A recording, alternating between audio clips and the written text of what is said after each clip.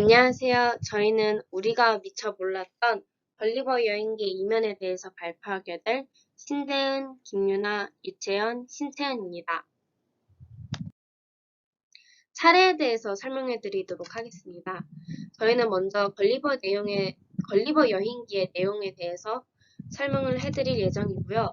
그리고 그 다음에는 정치, 경제, 사회, 언론 등 주제별로 심화적으로 탐구를 해서 발표해 드릴 예정입니다. 그리고 독서 토론 주제를 저희가 선정을 해왔는데요. 이를 통해서 책의 내용에 대한 심화 탐구를 해보고자 합니다. 마지막으로는 책에 있는 여러 가지 요소들과 한국 사회와의 연관성을 통해서 걸리버 여행기를 완전히 정복하도록 하겠습니다. 그럼 첫 번째 단원인 걸리버 여행기의 내용 완전 답사를 시작하도록 하겠습니다. 걸리버 여행기란 조나선 스위프트라는 소설가가 쓴 책인데요.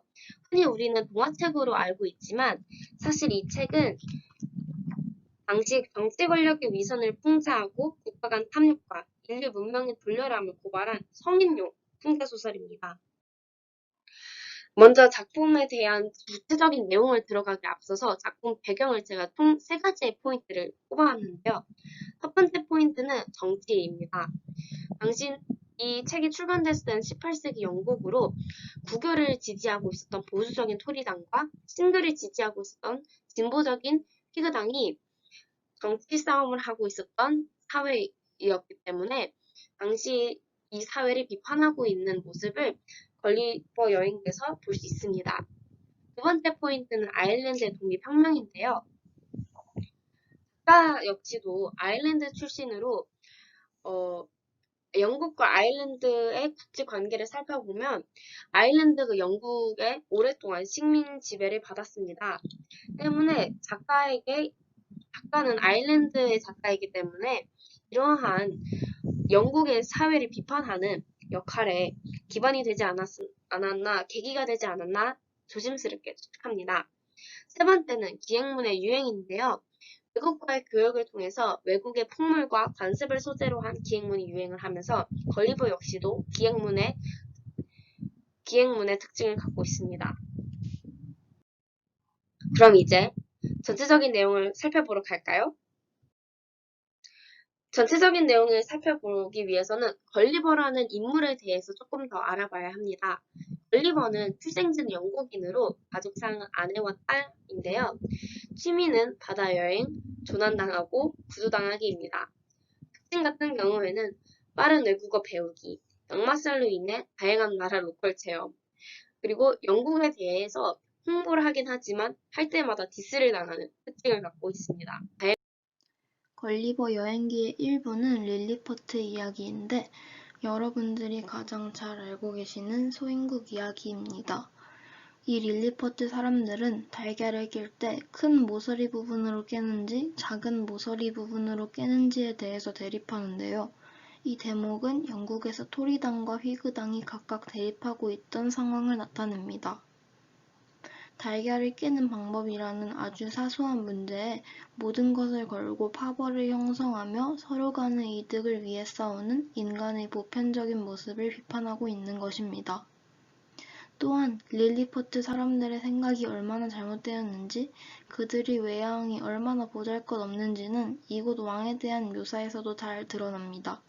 걸리버는 왕이 다른 릴리포트인보다 키가 커서 만인으로부터 공포와 경외심을 불러일으킬 정도의 위엄을 가졌다고 하지만 곧이어 왕의 키가 다른 릴리포트인보다 자신의 엄지손톱 폭 정도로 더 크다고 말함으로써 왕의 위엄이 얼마나 하찮고 과장된 것인지를 말해주고 있는 것입니다. 그리고 이토록 작은 인간들도 오늘날 우리 주변에서 흔히 볼 수 있는 보통 인간들이 하는 악한 일을 행합니다.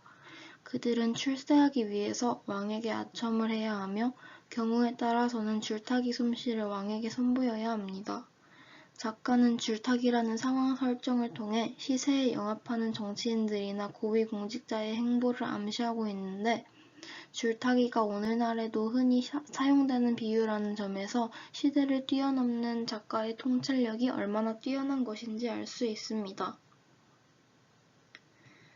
마지막으로 릴리프트인들은 아까 달걀 깨는 방법으로 싸운 것처럼 높은 굽을 신고 다니는 트라맥산 파와 낮은 신발 굽을 신고 다니는 슬라맥산 파가 대립하는데요.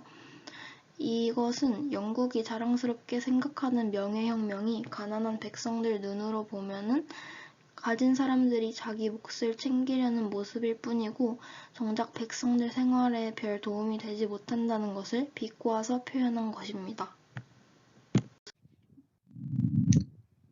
그리고 2부는 브룩딩덱인데요.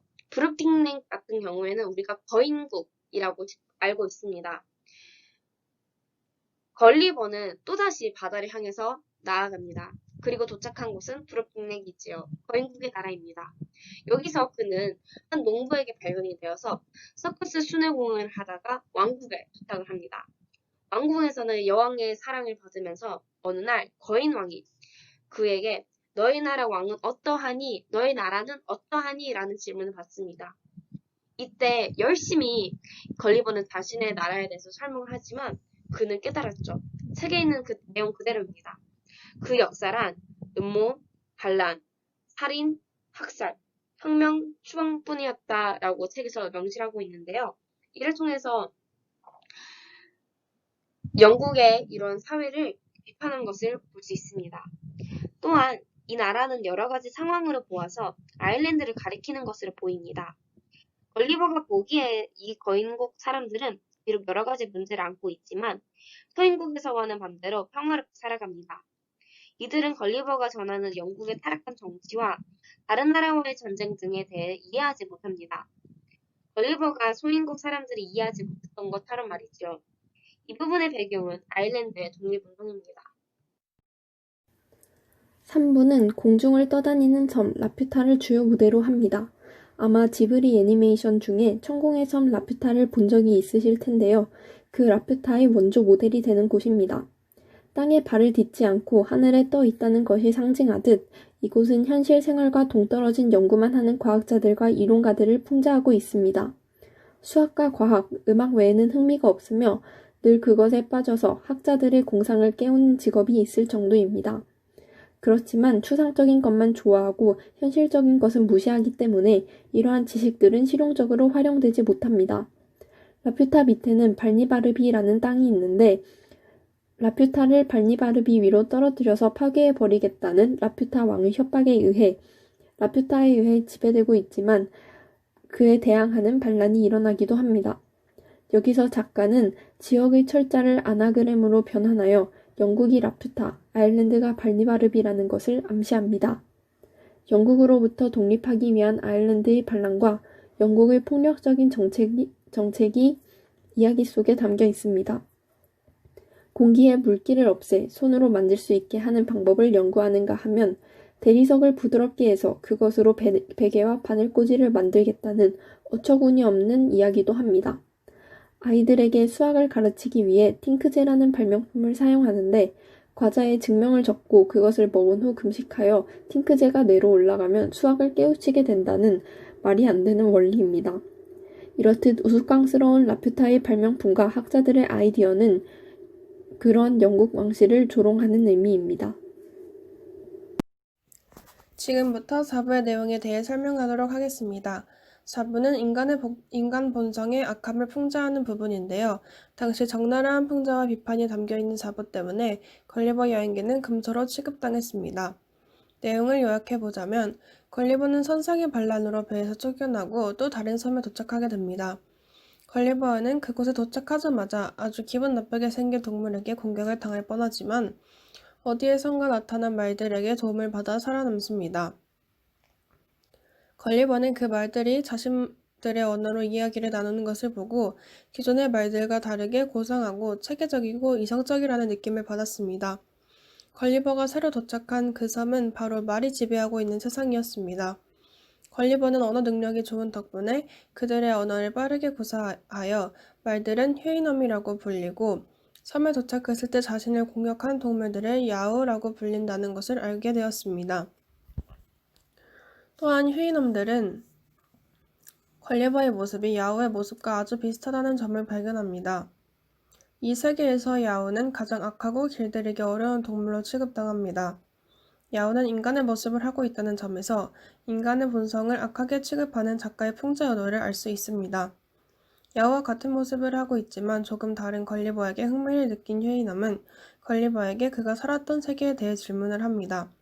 걸리버는 당시 유럽의 국정에 대해 설명합니다. 참혹한 전쟁, 대포, 소총, 화약, 칼 등에 대해 설명했지만 휴이넘은 그것을 존재하지 않는 것이라고 표현합니다. 그리고 작가는 최고 지도자가 되는 방법을 설명하며 풍자 의도를 드러냅니다.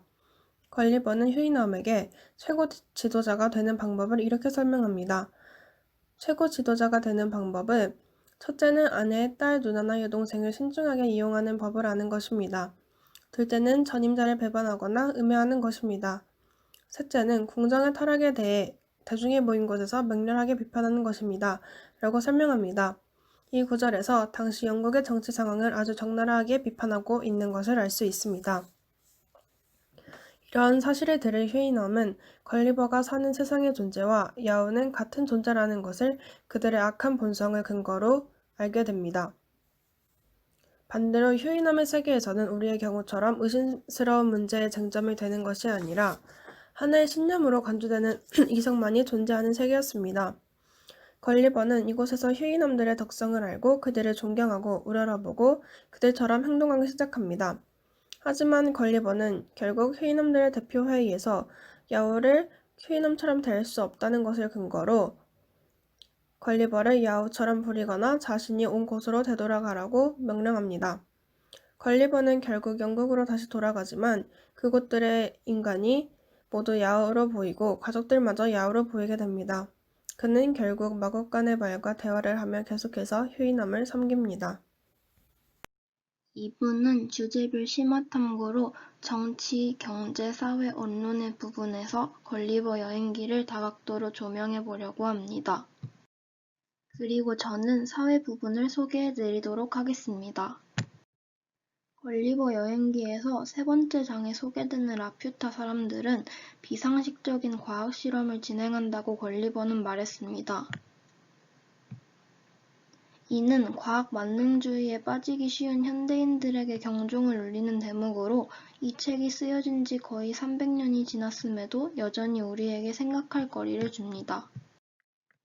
여기서 저는 과학 만능주의에 대해 더 깊이 파고 들어가 보려고 하는데요. 과학 만능주의는 과학주의 또는 과학지상주의라고도 하며 모든 문제가 과학에 의해 해결될 수 있다고 주장하는 태도를 말합니다. 과학 만능주의는 과학 존중과는 차이가 있으며 극단적인 과학 만능주의는 이기주의와 환경 오염으로 이어질 위험 또한 큽니다. 또 과학의 발전만을 쫓다 보니 연구 윤리에 위배되는 실험을 할 가능성도 있습니다. 연구 윤리에 위배되는 실험의 극단적 사례는 일본의 마루타 생체 실험이나 원숭이 수정란의 인간 유전자를 삽입하는 실험 등이 있습니다. 아까 말씀드렸다시피 과학 만능주의는 환경오염으로 이어질 수 있다고 했는데 현재 환경오염은 굉장히 심각한 상태입니다.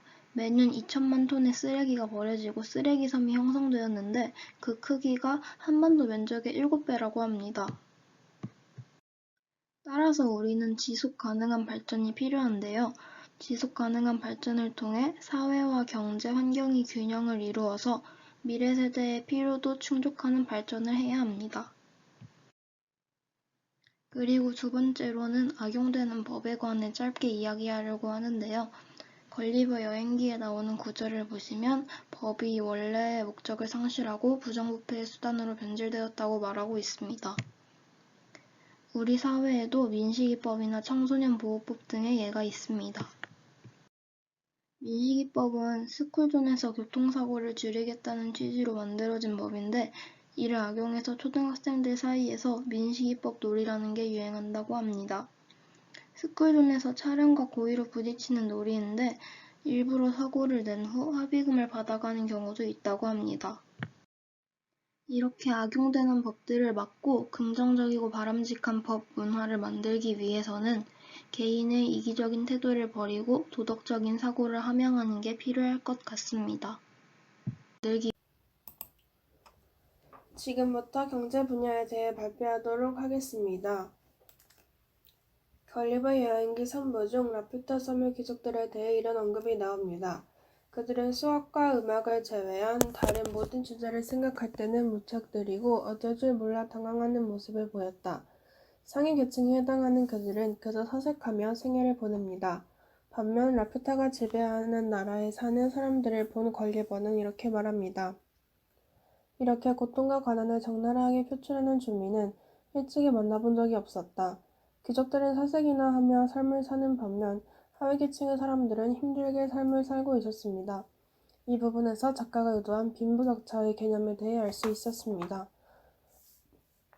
저는 경제적인 측면에서의 빈부격차와 코로나19로 인해 발생한 빈부격차를 연관하여 발표하도록 하겠습니다.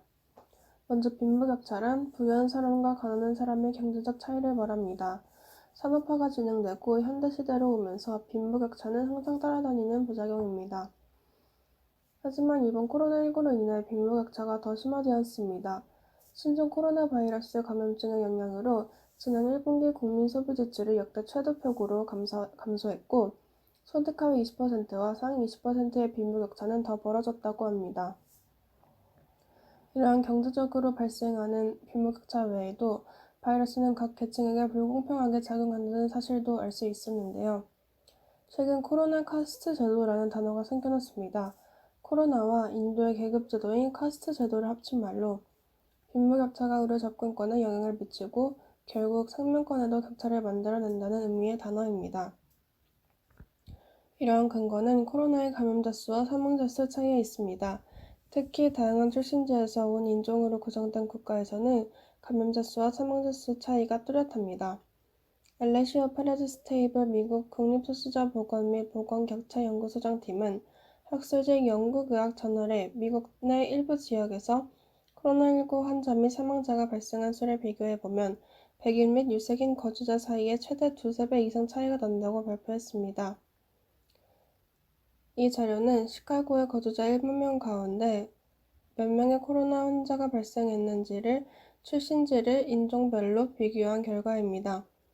라틴계 미국인은 인구 1만 명 중 1,000명, 아프리카계 미국인은 925명, 백인 감염자 수는 389명이었습니다. 사망자 수는 차이가 더 큰 것을 알 수 있었는데 특히 아프리카계 미국인의 피해가 집중되었습니다. 1만 명 중 아프리카계 미국인의 사망자 수는 73명, 라틴계는 36명, 백인은 22명이 사망했습니다. 인종에 따라 사망자 발생률이 3배 이상 차이가 나는 것이었습니다. 이러한 상황에는 다양한 이유가 제시되는데 생물학적 차이, 기저질환 차이가 원인이라고 주장하는 사람들이 있습니다. 앞서 언급했던 페레즈 스테이블의 소장은 소수인종은 천식과 심혈관 질환, 인간 면역 결핍 바이러스 감염, 당뇨 등 기저질환에 더 잘 걸리는 경향이 있다고 말했습니다. 감염 단계에서 어떤 생물학적 차이에 의해 바이러스 감염률이나 치명률에 차이를 미쳤을 가능성도 있습니다. 이에 반대되는 의견으로는 사회-경제적 환경과 차별이 근본적인 원인이라는 의견이 있습니다. 캄레시 쿤티 영국 레스처드 병원 교수는 소수인종이 사회-경제적으로 취약한 경우가 많고 더 밀접한 곳에 거주하는 경향이 있어 바이러스 전파에 더 취약해질 수 있다며 거주지가 위생 측면에서 취약할 가능성, 저임금의 필수 근무 일자리에서 일해 사회적 거리두기 등 바이러스 감염을 피할 방역 조치에서 소외되었을 가능성도 높다고 지적하였습니다.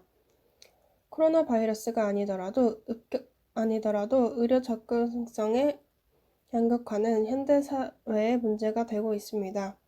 2019년을 기준으로 고소득층의 의료 유역은 22% 늘고 저소득층은 5% 줄었다고 합니다.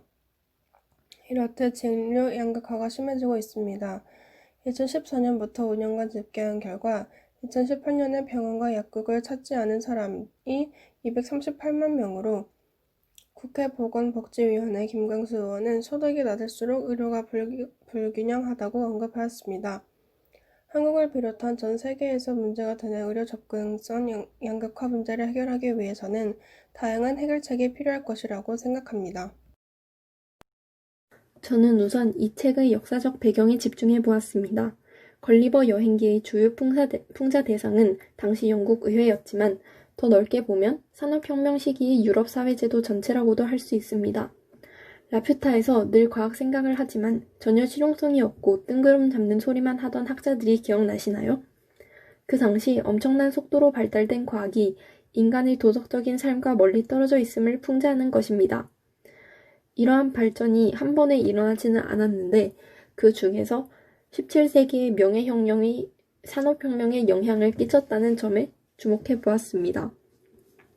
17세기에 일어난 명예혁명은 피 한 방울 흘리지 않고 왕을 폐위시키고 새로운 왕을 추대해서 명예혁명이라고 일컬어지는 시민혁명입니다.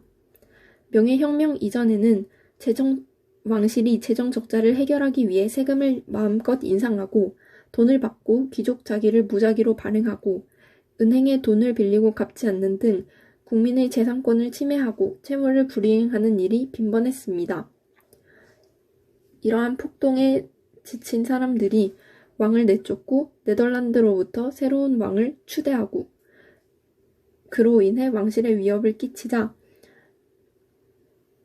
왕실이 사람들의 재산권을 존중할 수 있게 되었습니다. 네덜란드로부터 왕을 수입했다는 표현이 뭔가 약간 생소할 수도 있을 것 같은데요. 이를 통해서 왕에게 더 이상 재산권을 침해받지 않을 것을 약속받았기 때문입니다. 1989년 노벨 경제학상 수상자인 더글러스 노스와 베리 웨인게이트는 영국의 명예혁명이 장기 경제 성장에 미친 영향에 대한 논문을 발표했습니다. 이를 통해서 그 사람들은 이러한 혁명을 통해서 영국 왕실이 재산권을 위협할 경우 의회가 왕을 내쫓을 수 있다는 것을 믿을 만한 위협으로 받아들이게 되어서 그러한 부분에 대해 경각심을 가지게 되어 국민의 재산권에 영향을 미치는 일이 중단되었다고 합니다. 특히 명예혁명은 장기 투자인 영역에 큰 영향을 미쳤다고 보았는데요. 대표적으로 영국의 국채 이자율이 명예혁명 이후로 큰 폭으로 하락합니다. 이는 왕이 돈을 빌려놓고 갚지 않을 위험인 리스크 프리미엄이 사라졌기 때문입니다. 이 연구는 경제성장이 정치적 기초에 대한 국제적 사례를 제시함으로써 신제도주의 경제사 연구의 새로운 장을 열었다고 평가되고 있고 17세기 명예혁명은 영국의 장기적인 경제성장에 큰 영향을 끼쳤다고 평가받았습니다. 마지막으로 언론의 관점에서 걸리버 여행기에 대해서 분석을 하여 발표하도록 하겠습니다. 세 번째로 걸리버가 도착한 섬인 라퓨타를 기억하시나요? 라퓨타 같은 경우에는 가장 특징적인 인물들이 사색자와 하인이 등장을 합니다. 사색자는 오직 사색에만 집중을 해서 본인이 언제 밥을 먹어야 하는지도 모르고 심지어 본인의 부인이 앞에서 바로 대놓고 바람을 피우고 있는데도 전혀 알아보지 못합니다. 그리고 이때마다 일깨워주는 존재가 하인인데요. 저는 당시 18세기에 너무 과학적이거나 사회적인 이론에만 집중을 하는 당시 시대 상황을 비판한 것이 아닌가라고 생각했습니다. 또한 하인은 이러한 사색자들을 일깨워주는 존재로서 역할을 한 것이라고 생각을 합니다. 이거는 당시 18세기 시대를 풍자를 한 것이라면 저는 만약 이것이 지금 현대 우리 시대로 갖고 오면 포스트 휴먼과 미디어 리터리트로 재해석을 할 수 있다고 생각을 했습니다. 포스트 휴먼 같은 경우에는 인간이 더 이상 인간이 아닌 거예요. 인간을 소셜미디어에 함몰이 돼서 실생활과 떨어져서 가상 공간의 삶을 살고 있는 것을 포스트 휴먼이라고 말을 하는데요. 여기에 소셜미디어에 너무 빠져 있어가지고 주변에 무슨 일이 일어나는지 모르는 이 사색자와 비슷한 역할을 하고 있죠. 또한 이때마다 일깨워주는 존재인 미디어 리터리트가 필요하다고 생각합니다. 이에 대한 자세한 내용은 뒤쪽에서 살펴보도록 하시죠. 여기서 포스트 휴먼이란 현 인류보다 더 확장된 능력을 가진 존재로서 지식과 기술의 사용 등에서 현대 인류보다 월등히 앞설 것이라고 상상되는 진화 인류입니다. 조금 말이 어렵지만 쉽게 설명을 드리자면 우리가 흔히 말을 하고 있는 사이보그라든지 감정이 없는 이런 기계화라든지 그런 것들이 이제 포스트 휴먼이라고 포괄적으로 얘기를 할 수 있습니다. 저는 이 포스트 휴먼을 미디어랑 연관해 지으려고 노력을 했는데요. 먼저 미디어의 발전에 대해서 이해를 하신 다음에 포스트 휴먼을 이해하시면 조금 쉽습니다. 우리는 선사시대는 무엇을 통해서 정보 교환을 했나요? 그림을 통해서 했죠. 그 다음에는 인쇄술을 통해서 했습니다. 구텐베르크 시대에서요. 그리고 마지막으로 지금 현재 우리는 라디오, TV의 전자시대를 살고 있는데요. 이러한 바탕들을 통해서 포스트 휴먼이 특징을 가지게 되었습니다. 헤일스 같은 경우에는 포스트 휴먼을 컴퓨터 스크린을 스크롤해 내려가면서 명멸하는 기표들을 응시할 때 당신은 이미 포스트 휴먼이 되었다. 당신이 보이지 않는 신체와 개체들에게 어떤 정체성을 부여하느냐와는 전혀 상관이 없다. 라고 정의를 내렸습니다. 이것 또한 용어들이 조금 어렵고 조금 신선하게 다가와가지고 어려울 수도 있는데요. 쉽게 말을 하자면 우리가 실생활에서도 포스트 휴먼의 특징을 갖고 있습니다. 유튜브에 들어갈 때 여러분은 한 번은 10분짜리 영상 하나만 보고 다시 공부를 해야지 라는 마음을 하기도 하는데 갑자기 어느 순간 시간을 보니까 1시간이 지나 있거나 이 2시간이 지나 있는 경우를 볼 수 있습니다. 이와 같이 소셜미디어에 함몰되어서 헤어나지를 못하면서 실생활과 떨어져서 가상 공간의 삶을 살고 있는 것을 포스트 휴먼이라고 말을 할 수 있습니다. 제가 다시 포스트 휴먼과 소셜미디어와 연관을 지어서 제 정의를 해봤는데요. 스마트폰을 신체의 일부처럼 언제나 지니고 다니는 우리는 헬스가 지적한 것처럼 이미 포스트 휴먼이 되어 있습니다. 우리는 스마트폰을 잃어버리는 마치 신체의 일부가 없어진 것처럼 느끼게 되지요. 그리고 이런 포스트 휴먼의 특징으로 인해서 우리는 어떤 것이 사실인지 구분을 하지 못하고 오직 소셜미디어만 함몰이 되어 있는 것입니다. 헤어나지를 못하고 이걸 어떻게 받아들여야 하는지를 생각을 하지 않는 것 자체가 포스트 휴먼입니다. 그렇다면 이 포스트 휴먼을 대응하기 위해서 하인의 존재가 필요하죠. 그것이 바로 미디어 리터리티입니다. 현대 우리의 미디어는 가짜뉴스와 1인 미디어들이 많이 발달을 하고 있는 시대를 살고 있기 때문에 반드시 이 미디어를 비판적인 시선으로 보고 있는 사람이 필요합니다. 그럼 미디어 리터리티에 대해서 자세히 알아보도록 할까요? 미디어 리터리티 같은 경우에는 미디어 리터리시를 먼저 이해를 하면 좋습니다. 미디어 리터리시는 정보를 전달하는 모든 매체인 미디어와 글을 읽고 쓸 줄 아는 능력인 리터러시의 합성어인데요. 미디어에 접근할 수 있고 그것이 제공하는 정보를 비판적으로 활용할 수 있으며 나아가 이를 창조적으로 표현하고 소통할 수 있는 능력을 미디어 리터러시라고 합니다. 그리고 이 미디어 리터러시의 능력을 갖고 있는 사람을 미디어 리터리트라고 말을 하는 것입니다. 미디어 리터리트에는 총 4가지의 요소가 있는데요. 가장 먼저 접근의 능력입니다. 접근의 능력은 미디어와 관련 서비스를 능숙하게 찾아 사용하고 다른 사람들과 관련 정보를 공유할 수 있는 능력을 의미합니다. 그리고 두 번째 능력 같은 경우에는 분석 능력인데요. 상징적인 텍스트의 의미를 해석할 수 있는 능력을 분석 능력이라고 말을 합니다. 그리고 세 번째는 평가 능력인데요. 메시지를 이해하고 메시지가 가져올 수 있는 잠재적인 효과나 결과를 고려하면서 메시지의 품질, 신뢰성, 관점을 분석할 수 있는 비판적인 사고를 이야기합니다. 그리고 마지막으로 창조 능력은 목적, 수용자 등을 인식해서 자기 표현에 대해 자신감을 가지고 창조적으로 콘텐츠를 구성 또는 생성할 수 있는 능력을 말을 합니다. 3부는 책 내용 심화 탐구로 책에서 더 나아가 생각해볼 주제를 여러분들께 드려보고자 합니다. 그중 첫 번째 질문은 휘이넘은 과연 이상적인 존재일까? 라는 것인데요.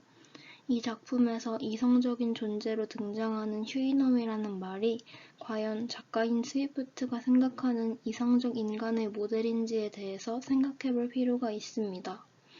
저의 생각으로는 걸리버가 지적이고 이성적이고 애타주의적인 존재로 묘사하는 휴이넘은 어찌 보면 스위프트가 옹호하는 고전적이고 기독교적인 사상을 구현하는 이상적인 인물처럼 보입니다.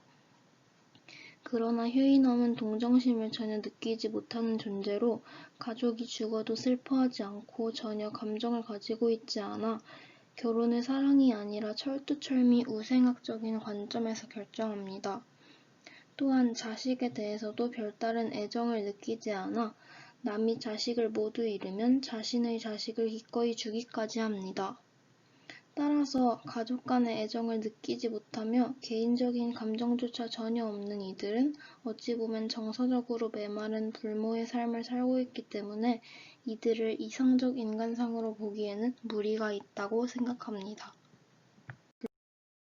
다음으로 우리가 생각해 보아야 할 것은 작가가 여성 혐오 발언들을 한 이유에 대한 것입니다. 책을 읽는 내내 걸리버는 여성에 대해 부정적인 묘사를 합니다. 충동적이고 욕망을 이기지 못하며 더럽고 남성에게 의존적인 존재로 묘사가 되는데요.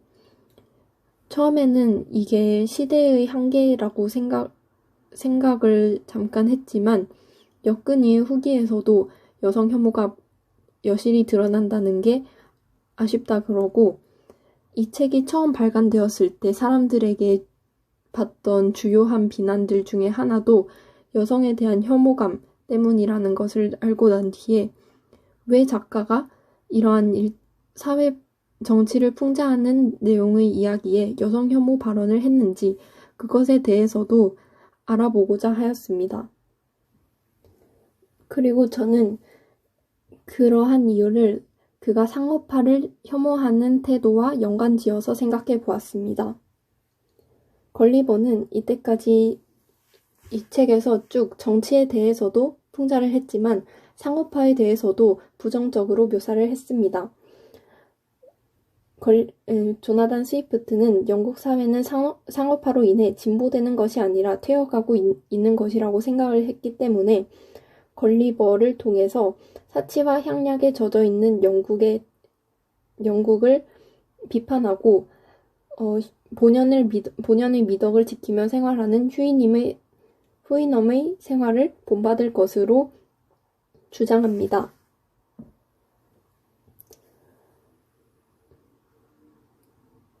스위프트는 여성이 소비의 주체라고 보았고 그렇기 때문에 여성을 비난합니다. 후이넘이 나오는 4장을 보면 사치품을 소기하는 영국인들의 행태를 암야후가 아침 식사나 마실 차 한 잔을 준비하기 위해서는 지구를 3바퀴는 돌아야 한다. 라고 설명을 합니다. 그를 통해 영국인들을 비난합니다. 18세기에 무역이 활발해지면서 새롭게 거래되기 시작된 물품 중 비중이 높은 것이 향신료와 비단 같은 귀족의 사치품이었는데 걸리버 여행기에서 여행은 그러한 사치품의 대표적인 소비자로 스위프트에 의해 지목됩니다. 스위프트의 관점으로는 상업사회는 농업 중심의 과거와는 달리 판매자와 소비자 모두의 양가적인 교류가 이루어져야 합니다. 그렇기 때문에 소비는 산업을 발달하는 긍정적인 행위로 받아들여져야 하는데 상업화 자체를 부정적으로 보는 스위프트의 입장에서는 상업화를 소비하는 여성도 부정적으로 보일 수밖에 없었던 것이라고 생각합니다. 그렇기 때문에 스위프트는 여성을 소비에 대한 욕망을 가감없이 드러내는 존재로 나타냅니다. 그렇기 때문에 그러한 여성에 대한 혐오감이 작품 내에서까지 이어지는 것이라고 생각했습니다. 마지막으로 생각해 봐야 할 주제는 화자인 걸리버와 작가인 스위프트의 관계에 대한 것입니다. 보통 풍자소설이면 현실에서 작가가 직접 풍자하기에는 정치적인 압박이 있으니까 소설 속에 자신을 내세워서 풍자를 하는 것이 일반적이라고 생각합니다. 그러나 책을 읽다 보니까 스위프트가 걸리버를 우스꽝스럽게 묘사하기도 해서 작가와 화자가 무조건적으로 일치하다고 생각하기 어려웠기 때문에 화자와 작가의 관계를 좀 더 깊게 탐구해 보고자 하였습니다. 걸리버 여행기에는 스위프트가 영국의 정치 현실을 겪은 경험이 녹아 있습니다. 또한 걸리버와 스위프트의 공통점 또한 많습니다. 언어 습득이 빠르다는 것, 인간을 싫어하는 염세적인 태도 등 언뜻 보면 걸리버와 스위프트가 일치하다고 볼 것 같습니다. 그러나 스위프트는 걸리버가 엉뚱한 생각을 한다거나 잘못되었다는 등의 암시를 곳곳에 합니다. 그 예시를 들어서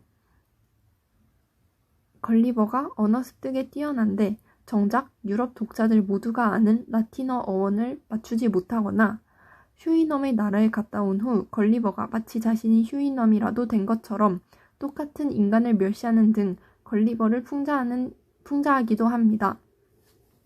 무엇보다도 걸리버는 다음은 4부를 진행하도록 하겠습니다. 한국 사회와 걸리버 여행기의 연관성에 대해 알아보도록 하겠습니다. 첫 번째 예시입니다. 릴리포트에서는 달걀을 넓은 편부터 깨먹을지 좁은 편부터 깨먹을지를 두고 다툼이 있었습니다. 이러한 사소한 다툼으로 전쟁까지 하는 등 백성들에게 큰 피해를 줍니다. 이러한 예시는 한국의 경우에도 있었습니다. 바로 조선시대 붕당정치 시대의 예속 논쟁입니다. 당시 상황으로는 효종이 생을 마감하고 효종의 어머니인 대비가 몇 년간 상복을 입어야 하는지에 대해서 논쟁이 있었습니다. 당시 대립 중이었던 서인과 남인은 이렇게 주장합니다. 서인 쪽에서는 효종은 둘째 아들이기 때문에 대비께서는 1년간 상복을 입어야 한다고 주장합니다. 하지만 남인 쪽에서는 효종은 왕이기 때문에 일반 사대부와 예법을 같이 할 수 없고 대비께서는 3년간 상복을 입으셔야 한다고 주장합니다. 이러한 논쟁은 서로의 권력을 견제하는 데 긍정적인 영향을 줄 수도 있지만 백성들의 입장에서는 쓸모없고 사소한 논쟁으로 생각될 수 있습니다. 그렇기 때문에 릴리포트의 경우와 아주 유사하다고 생각하였습니다.